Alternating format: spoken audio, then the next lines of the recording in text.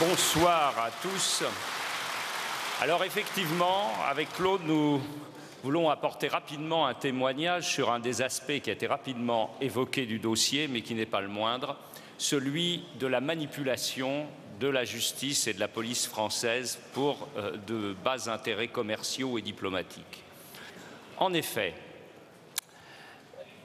une fois la résistance iranienne assommée, pensait-on, par le coup du 17 juin 2003, il fallait tout de même remplir les dossiers qui se révélaient absolument vides de toute charge convaincante en suscitant des plaintes des soi-disant victimes de la résistance iranienne en France.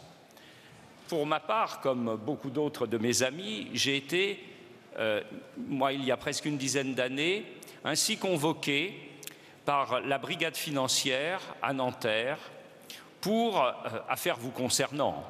Je me suis trouvé en face d'officiers de police qui m'ont expliqué que l'OMPI, donc les Moudjahidines du peuple, était une épouvantable organisation terroriste qui avait commis des actes terriblement violents en Iran. On m'a également expliqué que c'était une organisation qui terrorisait ses militants même.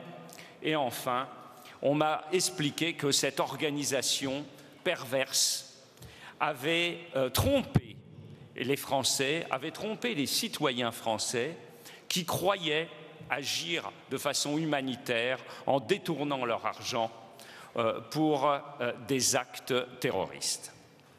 Alors, face à ce que me disait ce policier, et cette répétition du terme de terroriste, je lui ai quand même rappelé un fait que la plupart des Français gardent à l'esprit, c'est-à-dire que ce que certains appellent terrorisme, d'autres peuvent l'appeler résistance.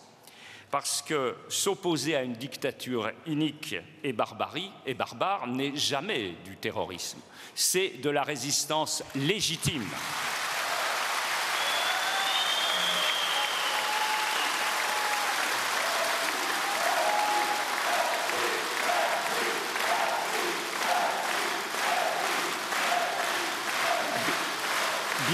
Bien des épisodes de l'histoire le prouvent, et en particulier en France, la Seconde Guerre mondiale, et moi-même, comme bien des Français, j'ai certains membres de ma famille qui, à l'époque, ont payé de leur vie précisément de n'avoir pas confondu terrorisme et résistance.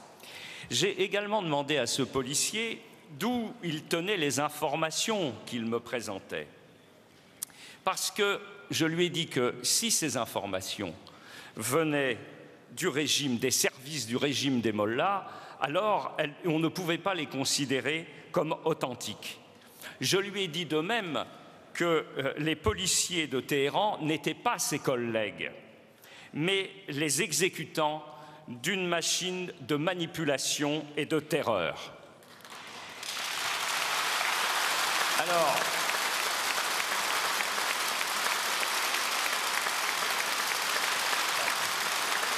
je dois dire que ce policier a été un peu troublé par les propos que je lui tenais et qu'il m'a dit que lui-même, au début de l'enquête, avait eu des doutes et s'était posé des questions.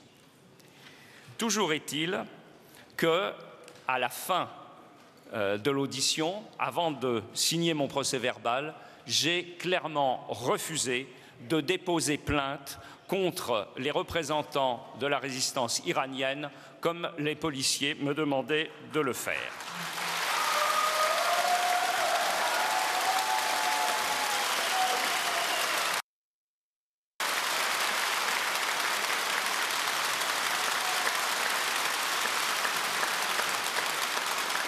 Je vais terminer en soulignant une chose.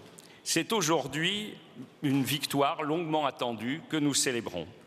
Mais elle ne doit pas nous conduire à nous démobiliser, car nous le savons tous, hélas, en France même, existent des contacts, des relais, des réseaux qui sont dans les mains des mollahs et qui diffusent cyniquement leur contre-vérité dans le monde de la politique, de l'économie et des médias français.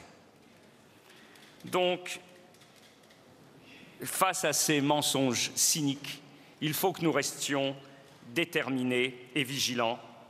Et plus que jamais, nous devons nous battre pour qu'avec la liberté bientôt retrouvée en Iran, nous l'espérons, la vérité triomphe aussi à Téhéran comme à Paris.